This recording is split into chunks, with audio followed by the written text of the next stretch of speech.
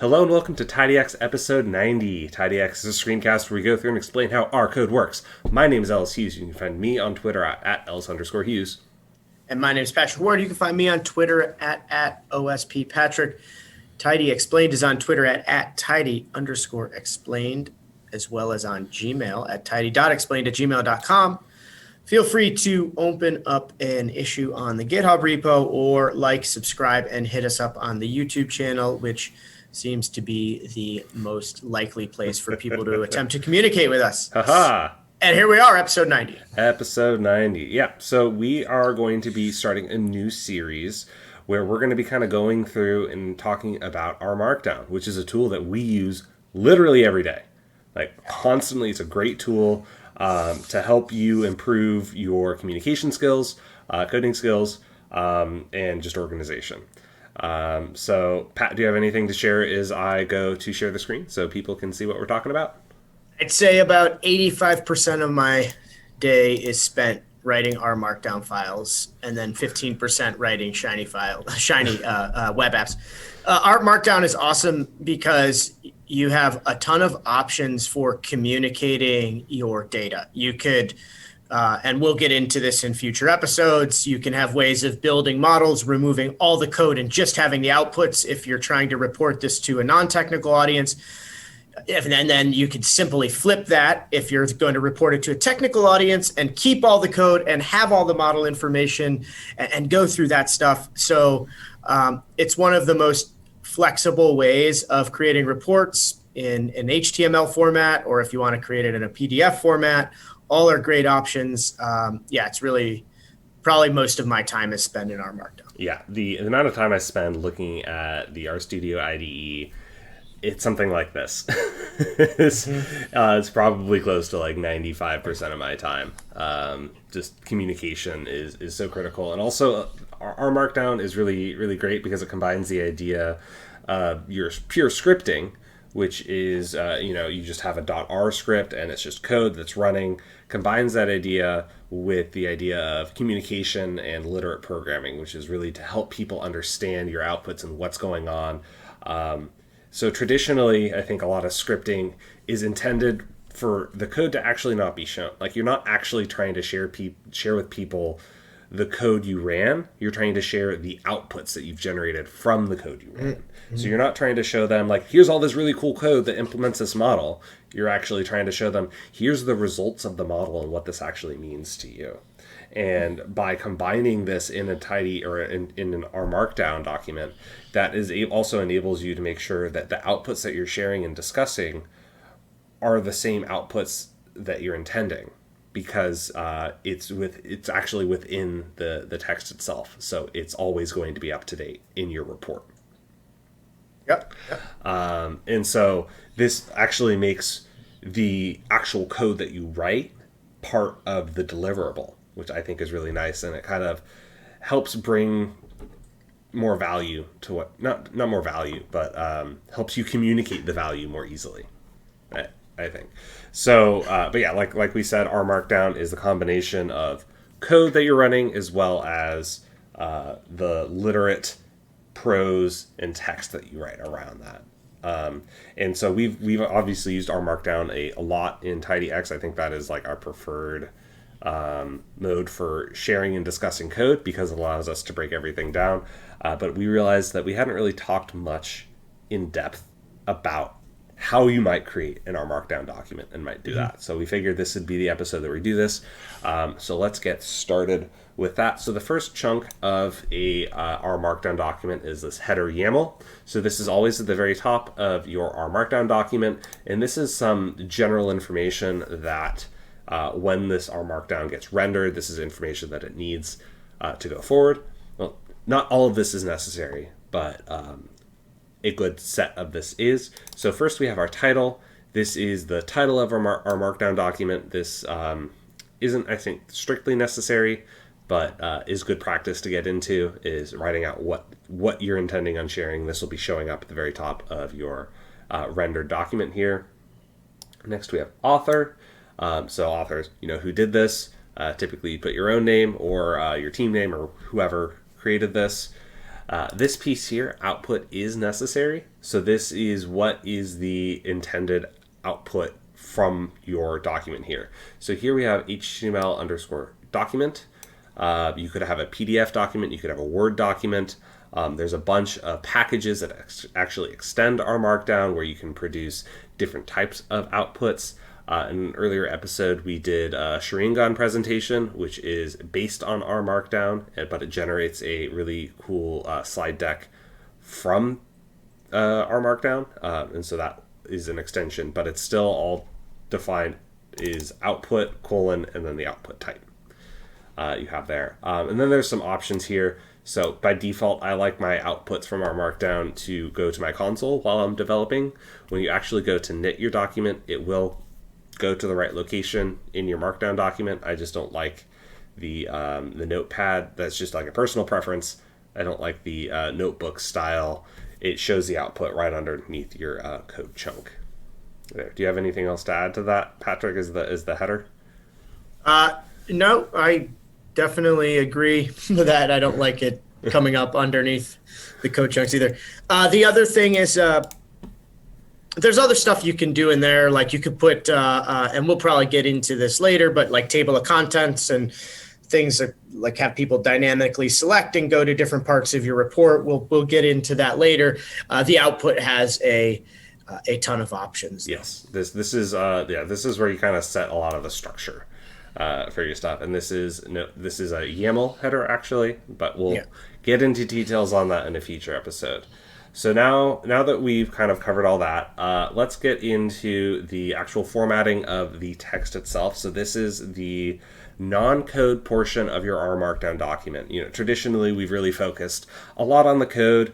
I mean, that's kind of what TidyX is about, is explaining how our code works. But in Rmarkdown, I think text is kind of part of the code in the sense that it's part of the report output and you're trying to share it all together. And so the text in Rmarkdown, the way that you format that is it uses the Markdown syntax, which was created, I think in the earlier 2000s. For some reason, I always remember Daring Fireball as the URL, where somebody defined, like, here's how I think we should set up the syntax where we mark up the text, but the text can be marked up in a way where we can actually easily read and understand what was intended by the author without having to have a computer brain and convert it, because there's actually a lot of markup languages that exist. Like HTML is hypertext markup language. Like, it's a markup language, but it's really complicated, and it's really complicated for your brain to completely understand how it should be rendered and viewed with just reading the text. The idea with Markdown is it's incredibly simple. It's just text with some simple decorators that exist. Patrick, do you want to take us through some of these decorators? Yeah, some of these I use a lot more than others, but this is great stuff for when you're actually trying to, write out your text and you want to basically like call or direct someone's eyes to something specific. So the first two are probably the ones I'd use the most, italics and bold. You can simply create an italic word by just putting two little multiplication signs on the side of it, or by putting two underscores around it. And whatever is within that, so you could have multiple words, like this is an italic or italic with multiple words. Yeah, right. And all of those words, because they're within the either underscore or within the multiplication sign, are going to come up italic. And for the bold, it's just a double multiplication or a double italic. And again, anything you put inside of the two multiplication signs is going to be bold. So right now, nothing's happening. If you've ever used Jupyter Notebook, this will automatically bold with just the two multiplications. You don't need to close it. But in our Markdown, you do. So everything within that is going to come up bold. Strike through, I can't say I've ever really striked anything through in our Markdown, but if you needed to do it, two little tildes, and again, anything inside of those tildes is going to be stricken through. So you could have an entire sentence if you wanted to. Yep. Superscripts, pretty intuitive with this one. Just give it the little raise to the power of sign, the caret up, pointing up, and you will get a superscript. And then tick marks. So this is one we've used before. Like sometimes if we're calling out like a specific R package or maybe the name of a model, like Penguin's regression, we might put it within the little ticks there. And when you like render the markdown, you'll see that it'll come up in a sort of like shaded region around it. If you've ever read Stack Overflow, like anytime anybody asks questions, this is the proper way to do it.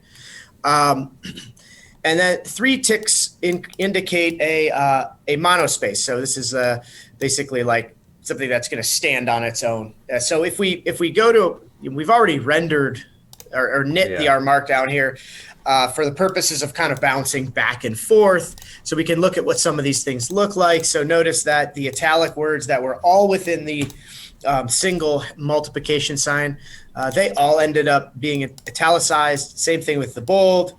The strike through totally works. The ticks produce that little gray shaded and different. It's a different font, so it kind of stands out. Again, usually we use this if we're calling out like a model or a function or an R package, and then the monospace just gives us a nice little kind of block or box around it, which basically looks like what the YAML produced up at the top, I believe. The YAML is an Oh, the YAML is not a monospace. That's right. Yeah, so cool. So that is some formatting. One thing that I did skip over real quick is when you're writing your text, there's a couple different things to consider, like high-level formatting-wise, where you can write your text. If there's no new line in between things, it's going to basically put them all together and keep them as a single paragraph. And so you can write your lines of code or your lines of text inside of Rmarkdown where you have I don't want to go past like 120 characters, like line width. And so you can just press enter and go new line down and continue writing your sentence. And it's going to see it still as a single paragraph. It's going to render exactly like you'd expect it to as a single paragraph here. You could also set it up so each line is a full sentence.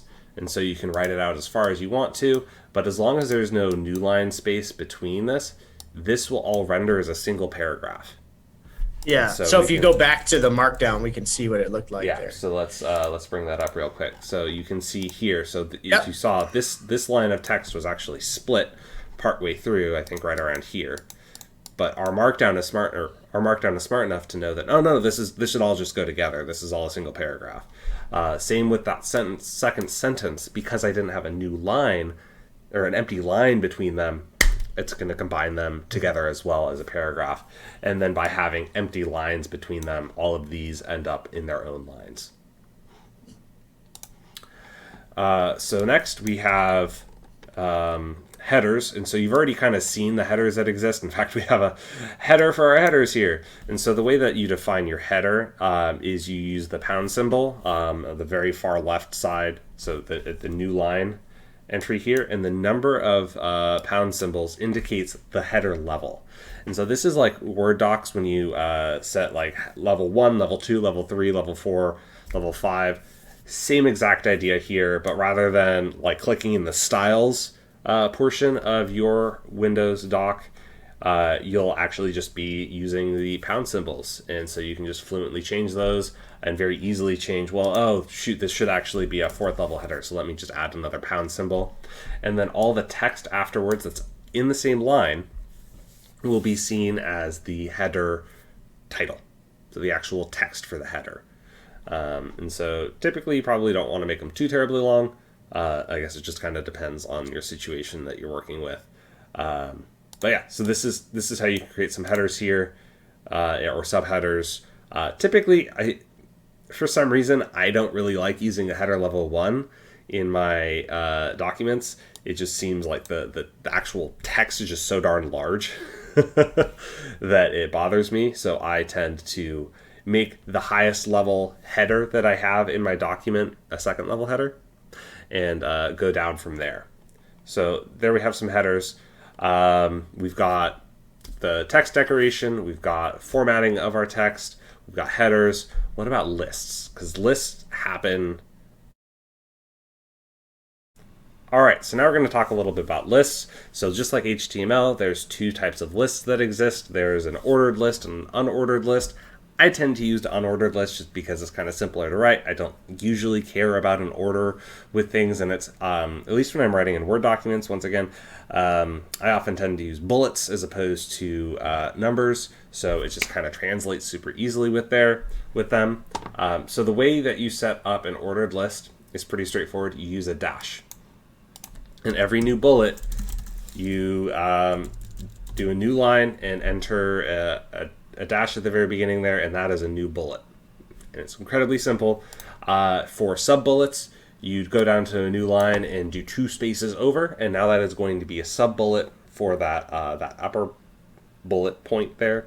And then you can keep on going down. You can actually go down like 4 or 5 levels with sub-bullets.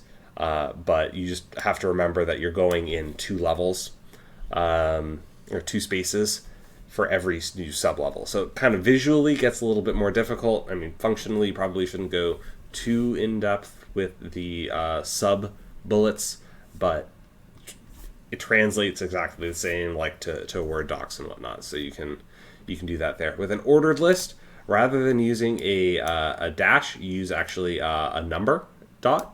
And so here you'll do, this is my list for the first numbered entry.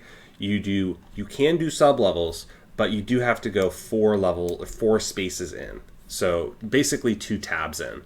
Not quite sure the reasoning why that has to be, but that is what it has to be there.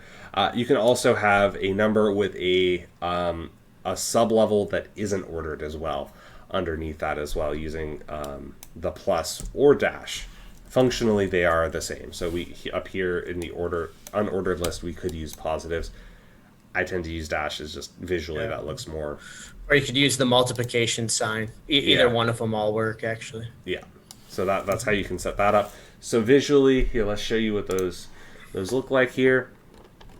So we've got we kind of skipped over the headers here, but this is what a level 2 or level 3 header looks like.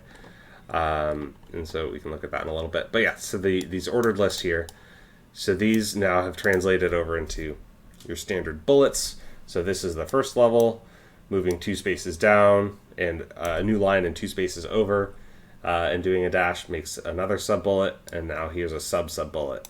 So multiple levels there. And then same idea with ordered lists. So this will automatically number them. So if we had the wrong numbers here, it'll update that. So here's another, the first numbered entry, the sub-level, the highest level of the list, the second entry, and then a sub-level that is not numbered. All right, Patrick, what is this next piece here that we might be interested in? Quotes. Yeah, quotes. So this is a way, like, when would I use this? Because it's not something people always use. You know, when I use this a lot is if I'm doing a markdown and it's like very research focused and I want to explicitly quote maybe like a previous study. So I want it to stand out. And the way that I get it to stand out, and you often see this in people who write blogs, they'll do this. It'll like sort of indent and put a line, like a thicker bar to the left of where the quote happens. And that's what we do here. We use the caret there. And so you can see it puts that gray line and it makes the text larger so that it stands out. And so like this would be like Ellis said, Markdown is fun. This will continue until we have an empty line, new text. And then it might, in parentheses, I might have like, Hughes et al. Journal of Rmarkdown 2000, right? So I'll have a quote, maybe if I'm trying to specifically give someone credit for, something that I read, or this is why we're using this approach or something like that. So we use quotes quite a bit. Mm-hmm. And then and to get out of the quote, just create a blank line. And then once you're out of that, that blank line, you could see that the text has gone back to not, to normal white. And so it's going to be outside of that quote. You're done with the quote. Mm-hmm. Exactly. Do you want to take us through links and images too? Yep. Links and images. We've done the first one here at line 85 before, where we literally type some text, give you a colon, and we say, here's a link, have at it. That is going to just post up on the Rmarkdown as an actual link that will be clickable. Occasionally, there might be times where what you'd instead want to do, oh, there you go. Cool. Instead, there might be times where you actually want to embed a hyperlink underneath some text. So you can do that here. You pass the square brackets, and anything within the square brackets is basically the text that is going to overlay whatever the link is that you're interested in putting underneath it. In this case, after the square brackets, we put in parentheses the link that we're interested in. So here we're linking out to this Wikipedia page about brackets, and that'll put that right under there. And then some images. This is just pretty similar to links. So basically what you want is you put the exclamation point and then the bracket, and then that is going to be the caption. So this might caption as like, this is the caption for the image, or TidyX banner, or whatever you want the caption to say. And then after the bracket in parentheses, you simply put the image. So here we have an image, we have a PNG image, and Ellis can write it just like that because this is pointing directly at our working directory, at the folder where this image is contained. If the image wasn't contained in that folder, you just specify it. Alternatively, this could be an image from a web page. So if you were using if you went on Google Images and you right-clicked on something and you said copy image location, you could plop that in there and it would open that image as well. Exactly. I'm trying to quickly grab an example. Okay. What about the R logo? I know. Probably spending too much time on this. Let's move forward. All right. But that's how you embed the images. And then we're into the code. Hey. Which is the final piece. Yes, exactly. Which we've done a ton. Yes. So the code piece. So now we have a lot of the standard tools that you have available for you to be writing your standard prose and doing your various things for describing what your code is doing for communication purposes. But now we actually have to have our code embedded into our Markdown. Mm-hmm. And so the way that you specify that you're going to be running code as opposed to just being normal text is you have these three ticks. You have a curly brace, the letter R in lowercase, and then another curly brace. And then you go down to the new line, and then this is all, any valid R code can be written in this chunk here. So it has to be valid.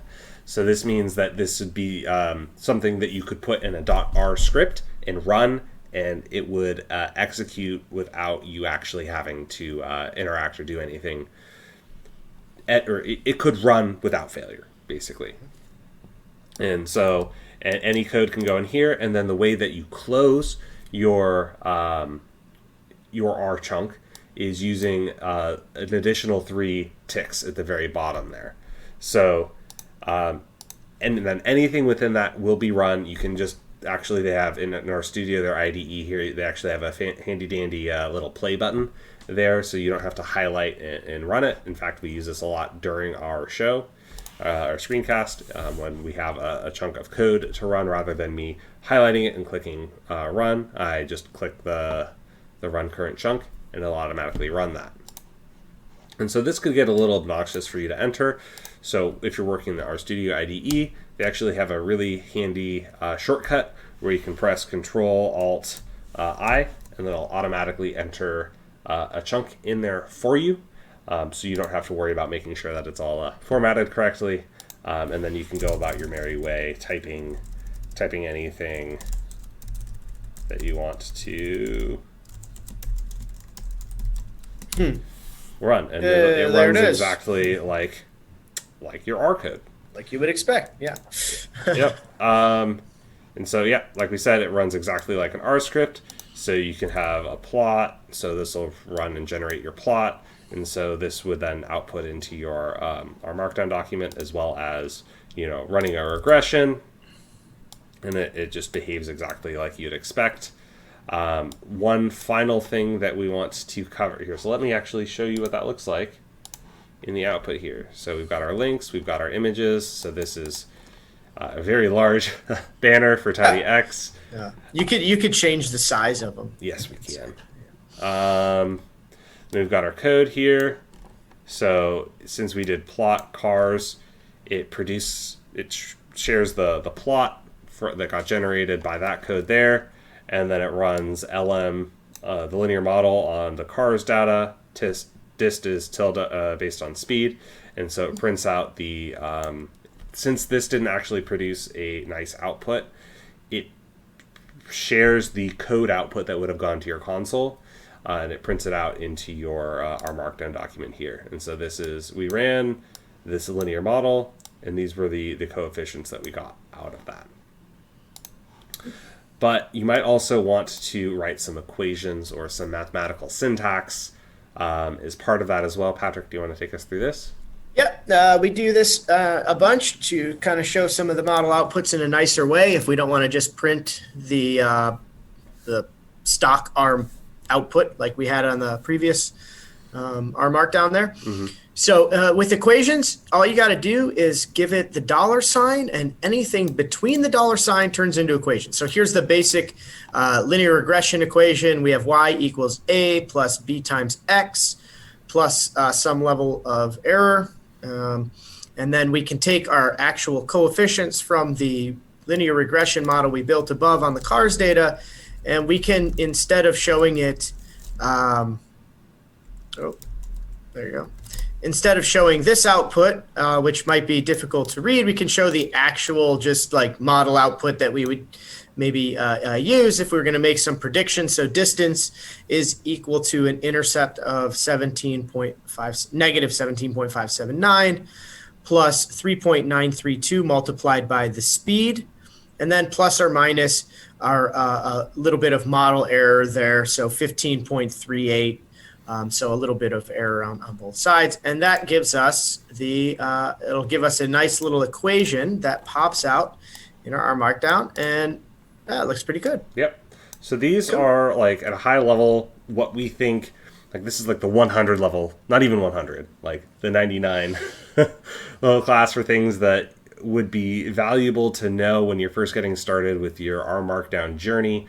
As you move forward, and as we move forward in the series, we're going to cover more and more of these options and things that you can kind of toggle around that I think are really cool and really interesting to know, because that really just improves the quality of report that you can generate using Rmarkdown, because like we said, it's an incredibly powerful tool. We spend a lot of our time in there. It makes it so that we can provide value out to our stakeholders. Mm-hmm. And finally, we wanted to end it with some guides and references. So the author of Rmarkdown, which is Yue Shi, wrote a document or a website. It is available here. So bookdown.org/Yue/Rmarkdown. And this is freely available online, but you can also buy his book as well. It's the Rmarkdown, the Definitive Guide. And so this goes through a lot of nitty-gritty details explaining how Rmarkdown works and all these various options that you have. It touches a little bit on the community extensions that exist. So a lot of people have found value in Rmarkdown, unsurprisingly, and have found ways to write and add to the Rmarkdown ecosystem that make it easier for them to do whatever they intend on doing. Yue's website also has a lot of really interesting information. Since he's the author, he's got a lot of interesting tidbits of information at his website. And then one thing that I find very valuable is Rmarkdown driven development, which is, creating an Rmarkdown document and iterating and building and writing your chunks and whatnot, and moving them around to help you tell a story. And so Emily Riederer wrote a little bit about that in a blog post. So if you want to learn a little bit more about Rmarkdown driven development, go to her blog post there, and you'll learn a lot of really interesting stuff. Yeah, and you can also open this Rmarkdown in a browser if you wanted. Yes, exactly. So there's an option up at the top there if you wanted to Yeah, pop it open. I've also saved it here. And you've saved it. Yes. I think when you knit it, it automatically saved it. But Yep, that's exactly. pretty good. So this is the exact report that we just discussed, but a little bit zoomed out. And so that HTML file you could then send around to the people in your organization, and they can read the report. And go, aha! Now I know how to use Rmarkdown as well. That's it. Boom. So with that, I think we're going to call it. Thank you all so much for joining us. If you like what we're doing and like to continue to see us doing this and like to support us doing this, we do have a Patreon page. The link is in the description. Really appreciate it. It'll be a monthly subscription to help support us and buy some beer as we work on this. So my name is Ellis Hughes. You can find me on Twitter at Ellis_Hughes. And my name is Patrick Ward. You can find me on Twitter at OSPPatrick. At Tidy_explained is the Twitter handle for Tidy Explained Screencast. You can hit us up on Gmail, tidy.explained@gmail.com. You can open an issue on the GitHub repo page, but the most common way that people like to interact seems to be going to YouTube, liking and subscribing, and then dropping comments underneath the video as far as questions or things that you might like to see. All right. Thank you all so much, and keep on exploring your world. Bye-bye.